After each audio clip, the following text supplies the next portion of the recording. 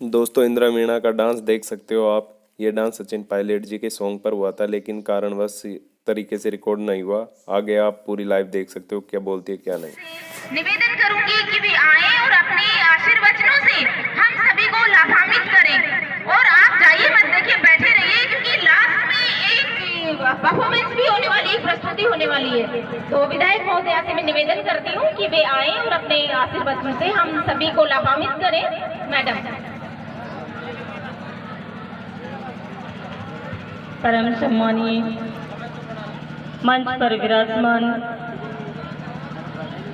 हमारे जिला प्रमुख प्रत्याशी और पूर्व छात्र संघ अध्यक्ष डी के प्रसाद जी, धर्म सिंह जी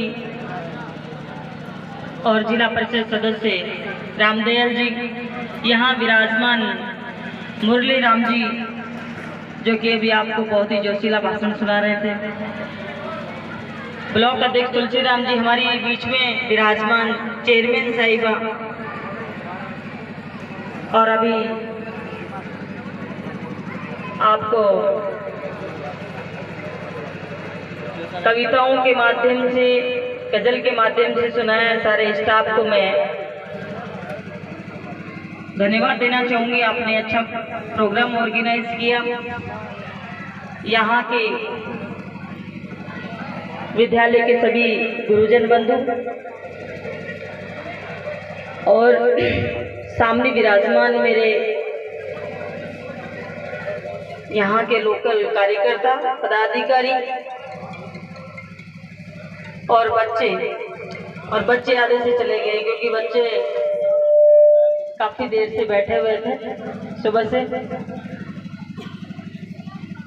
आप सबको बताना चाहूंगी कि आज छात्र संघ कार्यालय का पहला उद्घाटन है और मुझे खुशी इस बात की है। अभी सभी वक्ताओं ने बहुत सारी बातें कही आपको। दिलखुश मीणा यहाँ के छात्र संघ के अध्यक्ष बने और महासचिव हमारी छोटी बहन बनी, और सभी पदाधिकारियों को भी मैं बहुत बहुत शुभकामनाएं देना चाहूंगी। यहाँ विराजमान गायक कलाकारों ने भी आपको बहुत सारी चीजें गायन के माध्यम से विकास कार्यों के बारे में बताया। मैं आप सबको कहना चाहूंगी कि सबसे महत्वपूर्ण चीज है कि युवाओं का किस तरीके से सर्वांगीण विकास हो, युवा किस तरीके से आगे बढ़े, और जब सुविधाएं नहीं मिल पाती तो युवा पिछड़ जाते हैं। और अभी मुरली राम जी ने कहा कि जब पहले कॉलेज नहीं हुआ करती थी तो बड़ी दिक्कत आती थी बालकों को, युवाओं को आगे बढ़ने में। आज मेरा लक्ष्य है कि कोई भी बालक सुविधाओं की वजह से पीछे नहीं रहे। कोई भी बालक अपने आप में, अपने क्षेत्र के अंदर ये महसूस नहीं करे कि मुझे अगर ये सुविधाएं मिल जाती तो मैं और ज्यादा आगे बढ़ जाता। मैं आप सबसे, इस क्षेत्र की जनता से वादा करती हूँ कि मैं किसी भी तरीके से इस क्षेत्र के युवाओं को पीछे नहीं रहने दूंगी। इनके विकास के लिए, इनकी व्यवस्थाओं के लिए, और इनको किस तरीके से आगे बढ़ाया जा सके, उन सभी प्रयासों को मैं सफल बनाऊंगी। उसका आपने उदाहरण देखा है कि जिन कार्यकालों में लगातार कई वर्षों से इस क्षेत्र में कोई कॉलेज की सौगात नहीं मिली थी, कई वर्षों से लोगों ने बहुत धरने प्रदर्शन भी किए, मांग रखी। और आप सबको एक बड़ी जानकारी देना चाहूंगी कि किसी ने मेरे को कोई मांग नहीं रखी, नहीं मेरे चुनाव में कोई वादा किया, नहीं लोगों ने मेरे से फोर्स किया कि आप ये काम करवाओगे, लेकिन लोगों के दिल में कहीं न कहीं ये भरोसा था कि जब हमारी विधायक इंदिरा बन जाएगी तो विकास स्वतः ही हो जाएंगे। और उन्हीं के भरोसे पर, उन्हीं के विश्वास से ये कारवा आगे बढ़ता गया, कामों का ग्राफ आगे बढ़ता गया। और आज 4 साल के कार्यकाल में मुझे लगता है इस क्षेत्र के अंदर कोई बड़े काम मैंने छोड़े हो। कोई ऐसे बड़े काम नहीं है जो कि इस क्षेत्र को अभी भी उनकी आवश्यकता हो। कामों की आवश्यकताएं जिस तरीके से समय निकलता है, आवश्यकताएं बढ़ती जाती है, नई नई समस्याएं पैदा होती जाती है। लेकिन आज के परिवेश में हर आदमी के मुंह से ये निकलता है कि विकास, इस क्षेत्र के विकास में कोई कमी नहीं रही।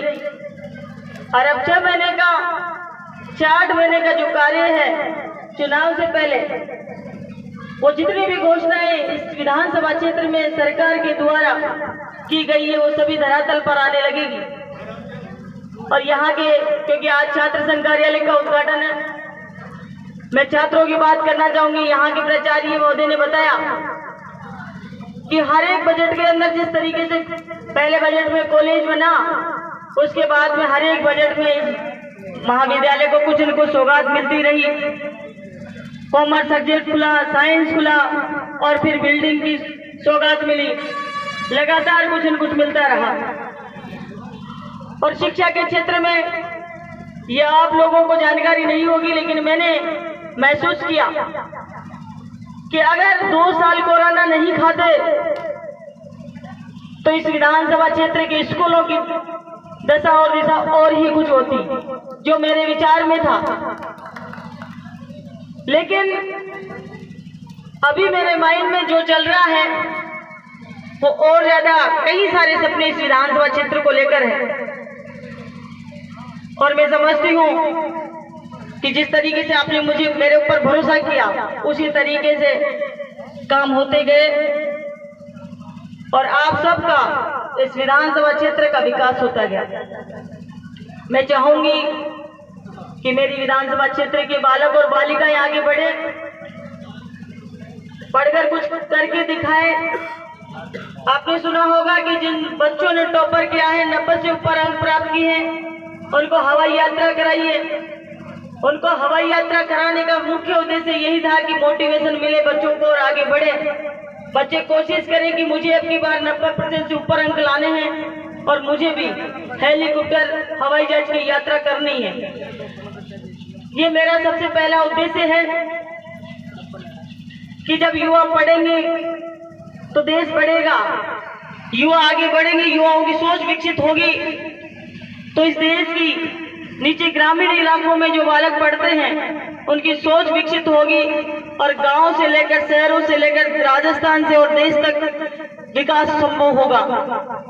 आपने देखा होगा कि अभी बजट के अंदर बहुत सारी योजनाएं माननीय मुख्यमंत्री जी ने लागू की, जिसमें सबसे महत्वपूर्ण आपको बताना चाहूंगी, लाइट से बहुत ज्यादा दिक्कत होती थी लोगों को, वो लगभग फ्री हो गई है।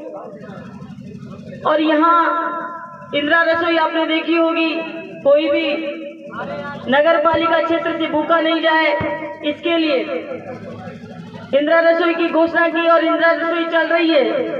और इसके बाद अब ग्रामीण इलाकों के लिए भी इंदिरा रसोई चालू करने के लिए आदेश हो चुके हैं। हम कोशिश करेंगे कि जहां भी आबादी वाले कस्बे हैं, ज्यादा आबादी वाले, उनमें इंदिरा रसोई संचालित करें। चिरंजीवी योजना कितनी जोरदार स्कीम है कि कोई भी व्यक्ति बीमारी से परेशान नहीं हो, उसको खर्चा नहीं करना पड़े और सीधा जाकर अपना इलाज कराए। और 10 लाख से सीधा उसको 25 लाख किया है। 25 लाख का मतलब आप समझते हो, पूरी की पूरी बॉडी चेंज हो जाएगी। तो आप सब लोगों को आज इस छात्र संघ कार्यालय के उद्घाटन समारोह में बधाई और शुभकामनाएं देते हुए उन छात्रों को जिन्होंने चुनाव जीता है, जो पदाधिकारी बने हैं और आज उन्होंने अपना महाविद्यालय का प्रोग्राम रखा है और कॉलेज का ये पहला प्रोग्राम है, इसलिए और ज्यादा बधाई देना चाहूंगी, शुभकामनाएं देना चाहूंगी। मैं आशा करती हूँ इस कॉलेज के छात्र छात्राएं आगे बढ़े और ताकि इस विधानसभा का, इस ब्लॉक का नाम रोशन करें और साथ में अपने विधायक का नाम भी रोशन करें। मैं आप लोगों से इतनी उम्मीद करती हूँ। धन्यवाद। जय हिंद।